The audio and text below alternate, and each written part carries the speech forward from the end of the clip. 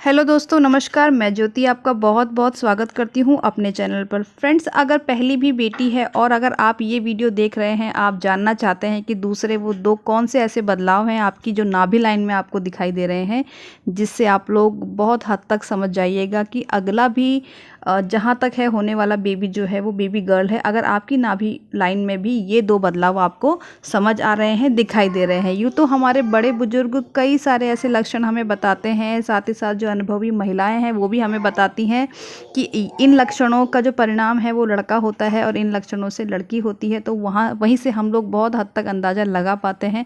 साथ ही साथ हमारा अपना भी अनुभव रहा होता है अगर हम दूसरी बार माँ बन रहे होते हैं। तो मैं आपको अपने अनुभव से अपनी दोनों बेटियों का अनुभव तो बताऊंगी कि दोनों बेटियों के टाइम पे नाभि लाइन में क्या क्या मेरे को चेंजेस थे, बड़ी और छोटी के टाइम पर।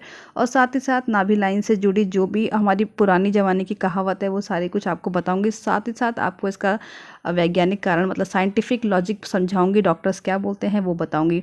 तो फ्रेंड्स, चलिए वीडियो को शुरू करते हैं। दोस्तों, प्रेगनेंसी के टाइम पे बहुत ही क्लियर है कि बहुत ज़्यादा हार्मोनल उतार चढ़ाव शरीर में होता है, यानी कि प्रोजेस्टेरॉन और एस्ट्रोजन नाम का जो हार्मोन्स होता है वो बहुत भारी मात्रा में हमारे शरीर से निकलते हैं। ये जो प्रोजेस्टेरॉन और एस्ट्रोजन है दोस्तों, ये हमारे बच्चे की हेल्थ के लिए और प्रेगनेंसी को, हेल्दी प्रेगनेंसी कंटिन्यू रखने के लिए, प्रेगनेंसी को, है ना, एक छोटे से मतलब क्या कहते हैं, छोटे से फीटस को एक पूरा बेबी बनाने के लिए ये जो प्रोजेस्टेरॉन और एस्ट्रोजन है, इन्हीं की वजह से हमारा बच्चा जो है वो बच्चा बनता है।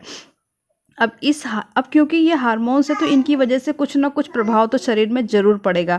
तो इन्हीं की वजह से जो प्रेगनेंसी है ना, इसमें हमारा जो शरीर होता है वो हाइपर पिगमेंटेड हो जाता है। कुछ एरिया बहुत ज़्यादा जो है वो हाईलाइट हो जाता है। उन्हीं में से एक होता है जो नाभि लाइन होती है हमारी। नाभि लाइन वैसे तो प्रेगनेंसी के बिना भी हमारे शरीर में होती है, लेकिन उस टाइम पर क्योंकि जो मेलानिन नाम का पिगमेंट होता है उसका जो लेवल है ना वो बहुत ज़्यादा बढ़ जाता है। इसकी वजह से मोस्ट ऑफ टाइम पे जो लाइन है वो हाईलाइट हो जाती है। कुछ कुछ महिलाओं में जिनमें मेलानिन कम बनता है उन महिलाओं में ये लाइन जो है वो कम उभरती है, कम समझ में आती है, कम दिखाई देती है। और जिन महिलाओं में मेलानिन बहुत ज़्यादा बनता है उन महिलाओं में ये लाइन जो है वो ज़्यादा हाईलाइट हो जाती है। किसी को लाइन सीधी बनती है, टेढ़ी बनती है, और किसी को नाभि से नीचे ही बनती है खाली, किसी को नाभि से ऊपर तक भी बनती है। तो अलग अलग महिलाओं में ये अलग अलग स्थिति में देखी जाती है। ऐसे बड़े बुजुर्ग कहते हैं नाभि लाइन अगर बिल्कुल स्ट्रेट और काली बने तो इसे जो है वो लड़का होने की तरफ इशारा माना जाता है। नाभि लाइन वहीं अगर टेढ़ी बने और हल्की बने तो इसे लड़की की तरफ ही इशारा समझा जाता है। मैं आपको अपना दोनों टाइम का बताऊंगी।